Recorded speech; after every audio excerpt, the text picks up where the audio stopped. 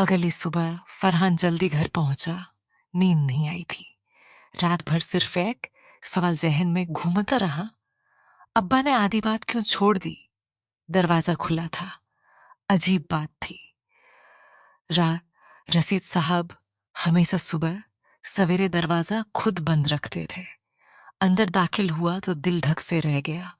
अब्बा कुर्सी पर नहीं थे, कमरा खाली था। अब्बा, आवाज में खौफ साफ झलक रहा था। कोई जवाब नहीं आया। फिर बावर्ची खाने से एक हल्की सी आवाज आई, धीमी, थकी हुई। रसीद साहब फर्श पर बैठे थे, हाथ में एक पुराना खत। अब्बा, क्या हुआ? फरहान दौड़कर पास गया। अब्बा का चेहरा जर्द पड़ चुका था। कुछ नहीं बेटा, बस ये खत मिल गया। बरसों से छुपा कर रखा था, आज निकालने की हिम्मत हुई। फरहान ने खत हाथ में लेना चाहा, लेकिन रसीद साहब ने मजबूती से पकड़ लिया। नहीं, अभी नहीं, पहले तुम तीनों को इकट्ठा होना होगा। 2 घंटे बाद तीनों बहन भाई दोबारा इसी कमरे में थे। माहौल में कल से भी ज्यादा तनाव था। रशीद साहब ने खत मेज पर रखा, लेकिन हाथ नहीं हटाया, जैसे आखिरी लम्हे में पीछे हटने की कोशिश कर रहे हो। ये खत 28 साल पुराना है। आवाज कांप रही थी। इसमें एक नाम है जो तुमने कभी नहीं सुना। महरीन का सांस रुक गया। कैसा नाम अब्बा? बिलाल।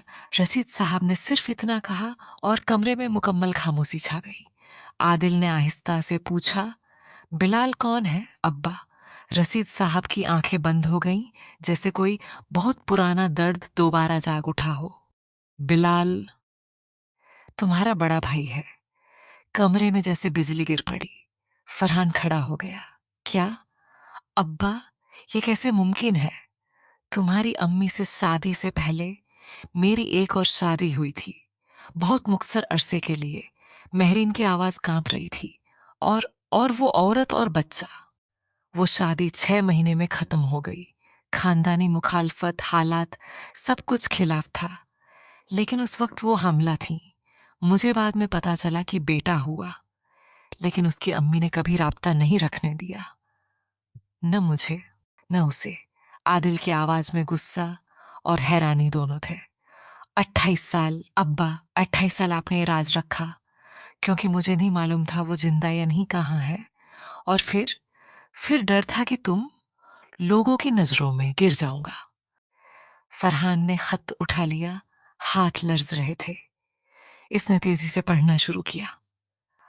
अचानक इसका चेहरा सफेद पड़ गया। अब्बा, ये खत किसने लिखा है?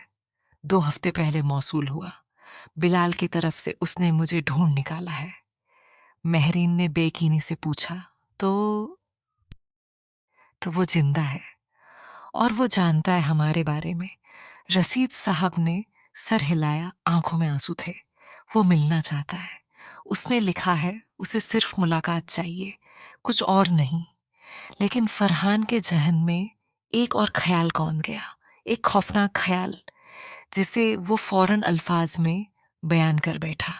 अब्बा, अगर वो आपका सबसे बड़ा बेटा है, तो क्या उसका भी विरासत में हिस्सा बनता है?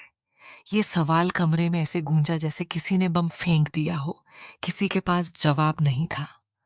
उसी शाम फोन की घंटी बजी। रसीद साहब ने कांपते हाथों से फोन उठाया। नंबर अनजान था। हेलो, आवाज दूसरी तरफ से आई, जवान, मुहतात, लेकिन पुरज़म। अस्सलामु अलैकुम, मैं बिलाल बोल रहा हूँ। रसीद साहब कुछ कह न सके, सिर्फ आंसू बहते रहे। मुझे पता है ये अचानक है, लेकिन मैं कल शहर आ रहा हूँ। क्या अ, क्या मैं मिल सकता हूँ? कमरे में मौजूद तीनों भाई बहनों ने एक दूसरे की तरफ देखा। दिल में एक ही सवाल, कल क्या होने वाला है? और क्या ये अजनबी, जो कभी कभी सिर्फ एक खत और एक नाम था, अब उनकी जिंदगी, उनके खानदान, उनकी विरासत का हिस्सा बनने वाला था?